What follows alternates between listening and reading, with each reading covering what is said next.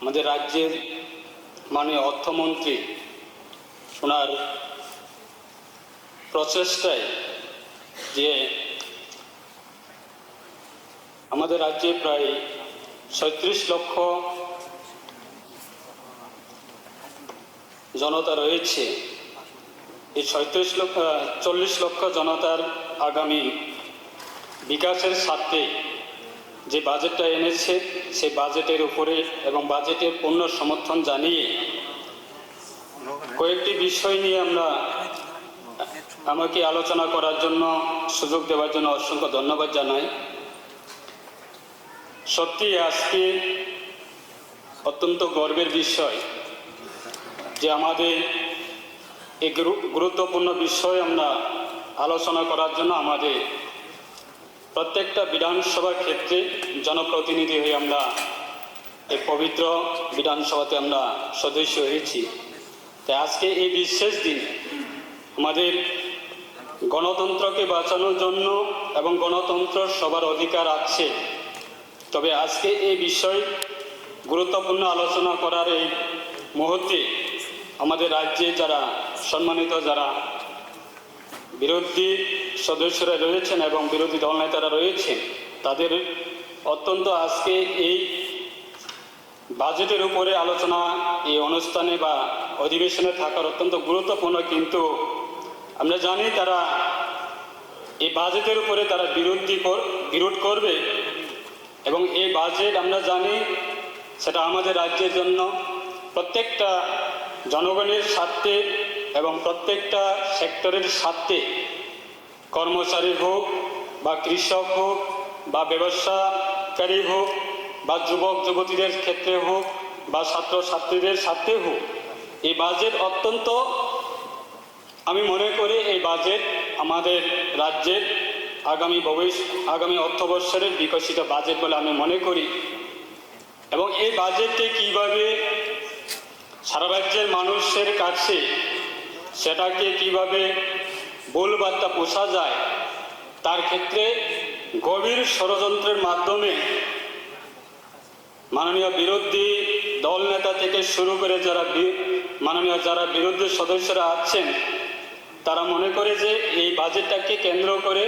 মানুষের কাছে কিভাবে ভুল বার্তা পৌঁছানো যায় তার ক্ষেত্রে অবশ্যই তারা এই উদ্যোগ গ্রহণ করছে বলে আমি মনে করি। যাই হোক, আজকে আমরা জানি এই বাজেটের আমাদের প্রত্যেকটা ডিপার্টমেন্টে খুব সুন্দরভাবে রাজ্যের সকলের প্রিয় মাননীয় মুখ্যমন্ত্রী ওনার নেতৃত্বে এবং আমাদের মাননীয় অর্থমন্ত্রীর নেতৃত্বে সমস্ত মন্ত্রী মহোদয়ের নেতৃত্বে আজকে এই বাজেট আমাদের রাজ্যের জন্য কল্যাণ হবে, সেটা আমাদের বিশ্বাস। আজকে আমরা যদিও দেখি আমাদের এই বাজেট প্রায় 51 পৃষ্ঠা ছাপানো হয়েছে, তার ক্ষেত্রে যদি আমরা দেখি প্রত্যেকটা পাতা সেটা আমরা পড়া সম্ভব হবে না আমাদের, যেহেতু সময় খুব শর্ট। তো যাই হোক, আমি কয়েকটি বিষয় নিয়ে আমি আলোচনা করব। আমাদের সংখ্যালঘু দপ্তরের ক্ষেত্রে আগামী আমাদের 2025 এবং 26 অর্থবর্ষের জন্য এই দপ্তরের কি বাজেট রাখা হয়েছে। আমরা সবাই জানি এই রাজ্যের মধ্যে সংখ্যালঘু দপ্তর অত্যন্ত আমাদের সংখ্যালঘু মুসলিম ভাই বোনদের জন্য অত্যন্ত গুরুত্বপূর্ণ এই দপ্তর কাজ করছে। কিন্তু রাজনীতি করতে গিয়ে আমরা দেখি এই রাজ্যের মুসলিমদেরকে নিয়ে বিভিন্ন রাজনৈতিক দলরা যারা বিরোধীরা আছেন তারা বিভ্রান্ত করে থাকে যে নাকি এই জোট সরকার, ত্রিপুরা সরকার বা বর্তমান সরকার নাকি মুসলিম বিরোধী এবং মুসলিমের বিরুদ্ধে নাকি এই সরকার কাজ করে থাকে, বিভিন্নভাবে তারা অপপ্রচার করে থাকে। তো যাই হোক, আমি আপনাদের মাধ্যমে মাননীয় অধ্যক্ষ মহোদয়, আপনাদের মাধ্যমে আমি রাজ্যবাসীর কাছে সেটা আমি তুলে ধরার জন্য আমি চেষ্টা করব যে আমাদের আগামী 2025 এবং 26 অর্থবর্ষরে ওয়াকফ বোর্ড সম্পত্তি উন্নয়ন ও সুরক্ষার জন্য প্রায় 1,20,00,000 টাকা ব্যয় করার জন্য পরিকল্পনা হাতে নেওয়া হয়েছে। বর্তমান আমাদের 2024 এবং 25 অর্থবর্ষরে আমরা জানি প্রায় 66 লক্ষ টাকা আমাদের রাজ্য সরকারের রাজ্য সরকার অর্থ দপ্তরের মাধ্যমে আমাদের এই ওয়াকফ বোর্ড সেটাকে সংরক্ষণ করার জন্য, রক্ষা করার জন্য বর্তমানে অর্থ বছরে দেওয়া হয়েছে 66 লক্ষ টাকা, 66 লাখ। সেটাকে প্রায় ডাবল করে, সেটাকে প্রায় 1,20,00,000 টাকা সেটাকে পরিকল্পনা নেওয়ার জন্য আমাদের অর্থ দপ্তরের মাধ্যমে সেটা রাখা হয়েছে। এবং আরেকটা বিষয়, সংখ্যালঘু অধ্যুষিত গ্রামীণগুলি বিভিন্ন উন্নয়নমূলক কাজকর্ম এবং সমাধানের জন্য প্রায় রাজ্য সরকারের অর্থ দপ্তরের পক্ষ থেকে প্রায় 5 কোটি টাকা বরাদ্দ করা হয়েছে। এবং এছাড়া আমাদের ভারতবর্ষের প্রধানমন্ত্রী জনবিকাশ কার্যক্রমের মাধ্যমে পিএমজেবিকে অধীনে সংখ্যালঘু অধ্যুষিত ব্লকগুলিতে অর্থ সামাজিক পরিকাঠামো উন্নয়নের জন্য প্রায় 20 কোটি টাকা বরাদ্দ করা হয়েছে। এবং আরেকটা বিষয়, সংখ্যালঘু শিক্ষার্থীদের আমরা জানি আমাদের রাজ্যের মাননীয় মুখ্যমন্ত্রী, ওনার নেতৃত্বে আমাদের এই রাজ্য 2018 বিধানসভা পরে আমরা সেটা দায়িত্ব নিয়ে বলতে পারি, অন্তত আমাদের রাজ্যের শিক্ষার ব্যবস্থা অত্যন্ত সেটা খুব সুন্দরভাবে সেটাকে আপগ্রেডেশন করা হয়েছে। এবং শিক্ষার ব্যবস্থা যাতে আমাদের রাজ্যের প্রত্যেকটা সমাজের মানুষ যাতে শিক্ষার ব্যবস্থা এবং শিক্ষা যাতে করতে পারে, শিক্ষার সেইগুলি ব্যবস্থা যাতে পৌঁছে দিতে পারে, তার জন্য রাজ্যে মাননীয় মুখ্যমন্ত্রীর নেতৃত্বে সেগুলি কাজ করছে। এবং সেটাকে কেন্দ্র করে আমাদের সংখ্যালঘু দপ্তরের যে সংখ্যালঘু শিক্ষার্থীদের প্রি মেট্রিক ও পোস্ট মেট্রিক ছাত্র খাতের জন্য প্রায় 9,35,00,000 টাকা বরাদ্দ করা হয়েছে। এবং বর্তমান অর্থ বৎসরে প্রায় সেটা আসলো প্রায় 8.5 কোটি টাকা, সেটাকে বাড়িয়ে প্রায় 9,35,00,000 সেটা বরাদ্দ করা হয়েছে। এবং 2025-26 অর্থ বৎসরের জন্য আমরা জানি আমাদের সারা রাজ্যের ক্ষেত্রে আমরা দেখি আমাদের আগরতলা বা আমাদের রাজধানী আগরতলা শহর এলাকাতে আমাদের মুসলিম সম্প্রদায়ের জন্য উচ্চশিক্ষিত শিক্ষা নেওয়ার জন্য তাদের একটা ছাত্রনিবাস রয়েছে মেলার মাঠে। সে জায়গাটা আপগ্রেডেশন করার জন্য প্রায় 60 জন স্টুডেন্ট আরও যাতে ইনক্রিজ করা যায়, 60 জন স্টুডেন্ট যাতে সেই ছাত্রনিবাসে থাকার ব্যবস্থা যাতে করা যায়, তার জন্য আমাদের অর্থ দপ্তরের পক্ষ থেকে প্রায় স্পেশাল প্যাকেজ বা স্পেশাল ফান্ডিং এর মাধ্যমে প্রায় 3,51,00,000 টাকা ব্যয় হবে যে ওই হোস্টেলটাকে পূর্ণভাবে কমপ্লিটলি সেটাকে করার জন্য। তাই আমাদের বিশ্বাস আগামী নভেম্বর এবং ডিসেম্বরের মধ্যে সেটা সম্পন্ন হবে। তখন আমরা সেটা প্রায় সারা রাজ্যের ক্ষেত্রে বা দূর দূরান্ত থেকে যারা মুসলিম সম্প্রদায়ের যারা উচ্চশিক্ষিত বা ডিগ্রি কলেজে যারা পড়াশোনা করেন তাদের থাকার ব্যবস্থা হবে। এবং আরেকটা বিষয়, আমরা এই অর্থ বৎসরে খুব একটা ইম্পর্টেন্ট আমরা স্কিম রেখেছি আমাদের রাজ্যের মাননীয় মুখ্যমন্ত্রীর ওনার সহযোগিতায়, যে দুস্থ সংখ্যালঘু পরিবারগুলি জীবনযাপন মনোনয়ন জন্য আমি একটি নতুন প্রকল্প সেটা চালু রাখার প্রস্তাব রেখেছি। এই প্রকল্পটার মাধ্যমে যা আমাদের মুসলিম সম্প্রদায়ের মধ্যে যারা ছোট ছোট ব্যবসা করে থাকেন তাদের সুবিধাতে তাদেরকে অর্থনৈতিকভাবে আমাদের এই দপ্তর তাদেরকে অর্থনৈতিক সাহায্য করবে এবং তারা অর্থনৈতিক সেই সাহায্যের মাধ্যমে তারা নিজেকে আত্মনির্ভর করা এবং নিজেকে অর্থনৈতিক শক্তিশালী করার ক্ষেত্রে সেটা লাভবান হবে। এবং সেটা আগামী 2025 এবং 26 অর্থ বছরে সেই প্রকল্প চালু হবে। এবং আরেকটা বিষয় আমরা জানি যে আমাদের যারা এই রাজ্যের এক সময়ে প্রায় দীর্ঘ সময় ধরে তারা এই রাজ্যের তারা শাসক ছিলেন, আজকে তারা আমাদের এই অধিবেশনে বা হাউজের মধ্যে নেই, কিন্তু তারা আমাদের এই অধিবেশন চলাকালীনের সময়ের মাধ্যমে মাননীয় অধ্যক্ষ মহোদয়ের মাধ্যমে আমি সেটা রাজ্যের মানুষের কাছে সেটা অবগত করতে চাই যে আমাদের এক সময়ে আমাদের এই রাজ্যের প্রায় 19টা জনজাতি গোষ্ঠীর মধ্যে একটা জনজাতি গোষ্ঠী সেটা হচ্ছে খুব অউন্নত আমাদের রিয়াং সম্প্রদায়। তার জন্য আমাদের ভারত সরকারের একটা দপ্তর রয়েছে পিবিটিজি, এই পিবিটিজি দপ্তরের মাধ্যমে ভারতবর্ষের প্রত্যেকটা জনজাতি যারা উন্নত তাদেরকে উন্নত করার জন্য এই দপ্তর করা হয়েছে। এবং এই দপ্তরের মাধ্যমে পিবিটিজি দপ্তরের মাধ্যমে সেটা ত্রিপুরার ইতিহাস যে আমরা কোনো দিনে সেটা ভাবতে পারি না। আজকে প্রায় রিয়াং সম্প্রদায় এক সময় বন জঙ্গলে তারা জুম চাষ করত এবং তঙ্গর বানিয়ে বন জঙ্গলের মধ্যে তারা বসবাস করত। আর আজকে দিনে দাঁড়িয়ে আমাদের 2018 সরকার পরিবর্তন হওয়ার পরে আমাদের এই রিয়াং জনজাতিদের জন্য এবং সেটাকে প্রধানমন্ত্রীর নেতৃত্বে প্রধানমন্ত্রীর প্রকল্প সেটাকে বানানো হয়েছে। সেই পিএম জন্মন এই প্রকল্পের জন্য আমাদের রাজ্যে প্রায় 570 কোটি টাকা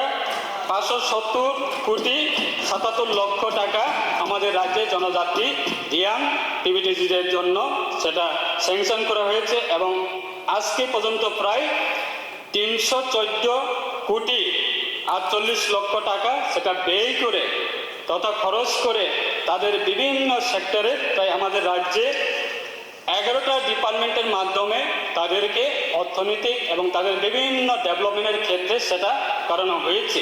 আর আজকে দিনে দাঁড়িয়ে আমরা সেটা বলবো যে আমাদের এক সময় আমাদের রিয়াংয়ের যে সমস্যা প্রায় ব্রু রিয়াং শরণার্থী প্রায় 20 থেকে 25 বছরের একটা পেন্ডিং ইস্যু যা আমাদের ওই কাঞ্চনপুর 10দা নার্সিং পাড়াতে ছিল, কিন্তু তাদেরকে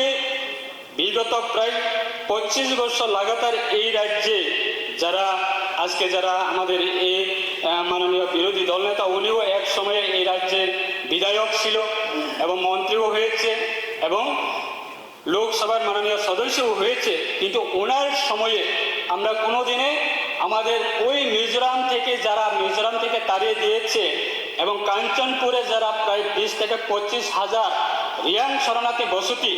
এবং প্রায় 20 থেকে 25 বছর তারা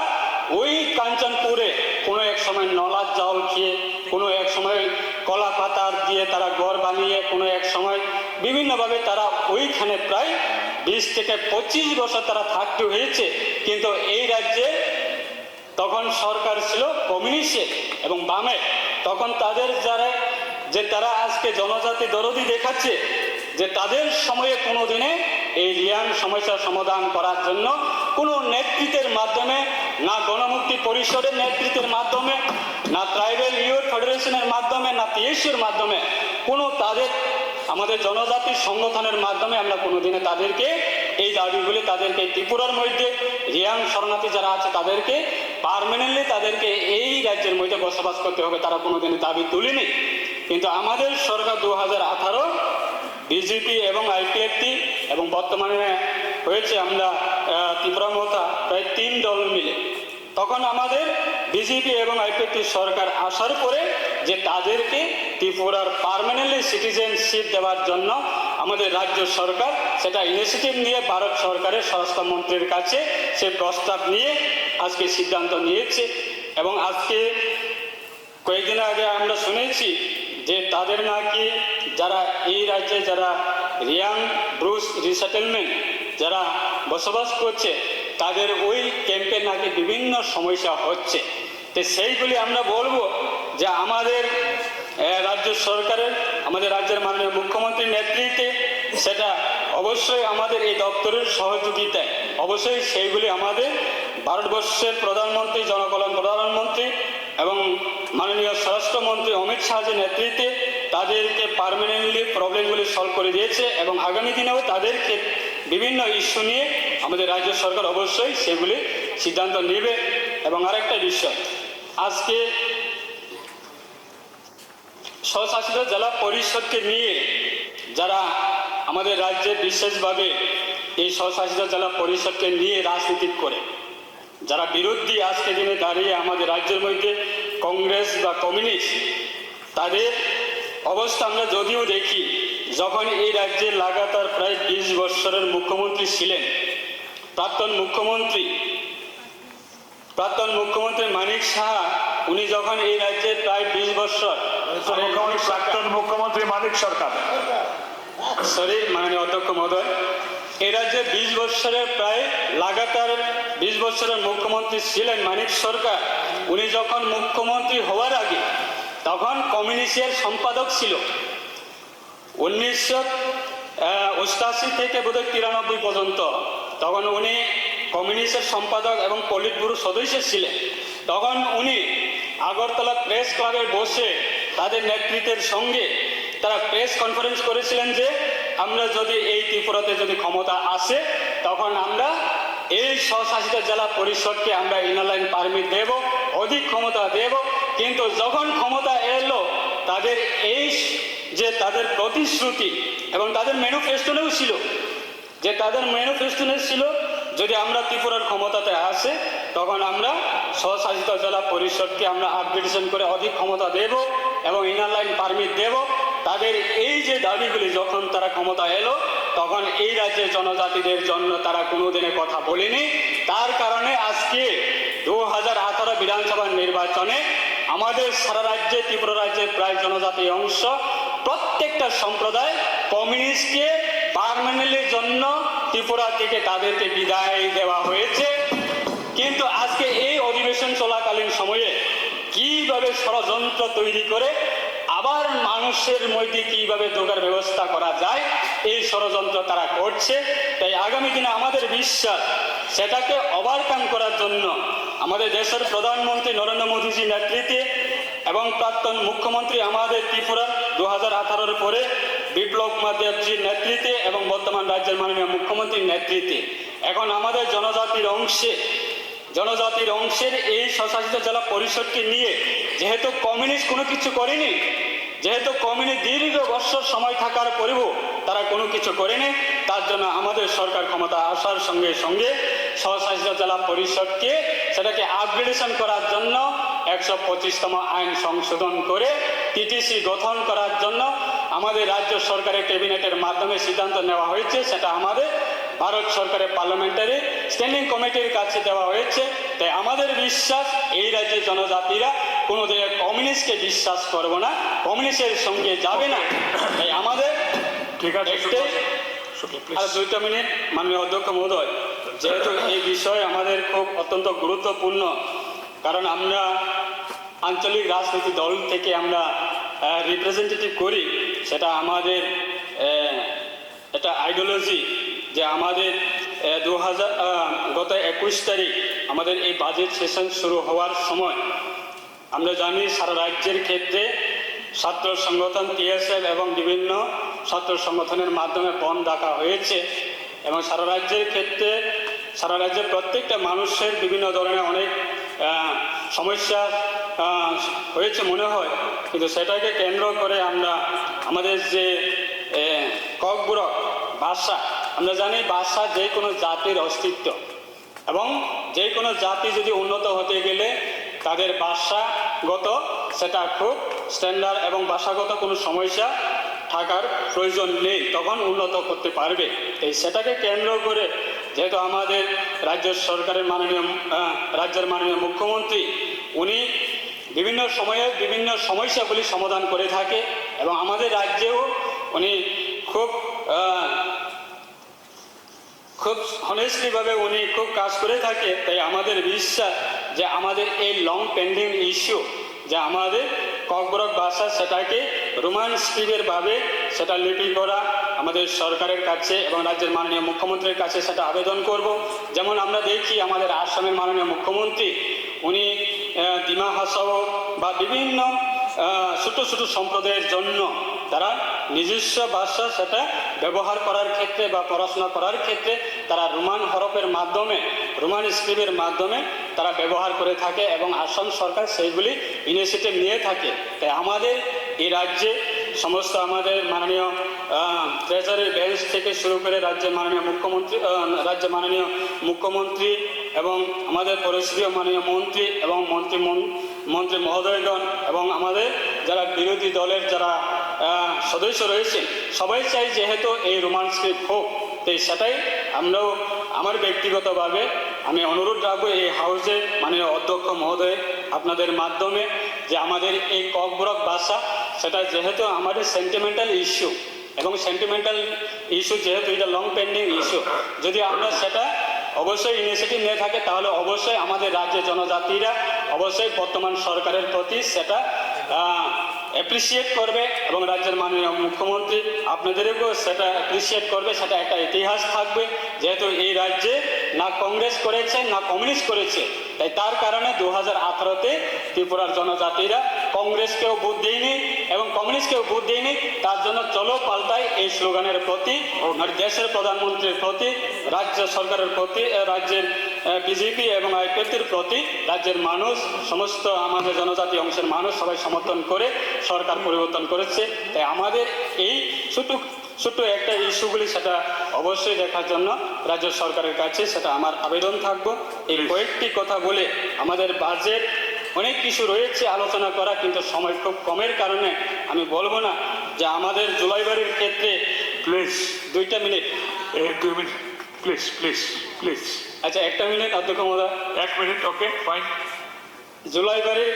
যেহেতু জুলাইবাড়ির ক্ষেত্রে আমাদের বর্তমান অর্থবর্ষে অনেক কিছু বাজেট রাখা হয়েছে এবং আগামী অর্থবর্ষের জন্য অনেক কিছু রাখা হয়েছে, এবং জুলাইবাড়ি সেটা আমাদের যারা আজকে প্রধান বিরোধী দল নেতা হিসেবে যিনি আজকে সারা রাজ্যের ক্ষেত্রে মানুষকে বিভ্রান্ত করার চেষ্টা করছে, যে আমাদের দক্ষিণ ত্রিপুরা জেলার মধ্যে এক সময়ে তাদের ক্ষমতা ছিল জুলাইবাড়ি বাজারের সঙ্গে বা বাজারের লগে তাদের পার্টি অফিস, তখন কিন্তু তারা যখন ক্ষমতা ছিল দিন দুপুরের সময়ে তারা বিরোধীদের উপরে প্রত্যেকটা বাজারে গিয়ে গিয়ে তারা এই কমিউনিস্টের যারা মাফিয়ারা ছিলেন তারা বিরোধীদের উপরে কি হারে নির্যাতন করছে, অত্যাচার করছে। প্রায় দিন দুপুরের মধ্যে মানুষের অত্যাচার। আজকে বীরচন্দ্র মনু যে আজকে তারা শহীদ দিবস পালন করছে, এক সময়ে কংগ্রেস বিরোধী ছিলেন, এক সময় কমিউনিস্ট শাসক ছিল, কিন্তু আজকে এই বীরচন্দ্র মনুর যে শহীদ দিবস পালন করছে প্রায় 9 থেকে 11 জন মৃত্যু হয়েছে। তখন কে মৃত্যু হয়েছে? কমিউনিস্ট থেকে মৃত্যু হয়েছে, কংগ্রেস থেকে মৃত্যু হয়েছে। আজকে সেই শহীদ দিবসকে তারা ভুলে আজকে এই যে কমিউনিস্টের সঙ্গে কংগ্রেস যে হাত মিলিয়েছে, আগামী ইতিহাসে ত্রিপুরা রাজ্যের মানুষ কোনোদিনে সেই ইতিহাসকে কোনোদিনে বলবে না। তাই আগামী দিনে সেটা আমাদের বিশ্বাস,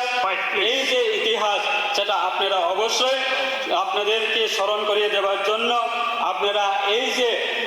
আমাদের বিরোধী দল নেতা যেভাবে চক্রান্ত করছে সেই চক্রান্তকে আপনারা কোনো কারণে আগামী দিনে সেটা আপনারা এই চক্রান্তের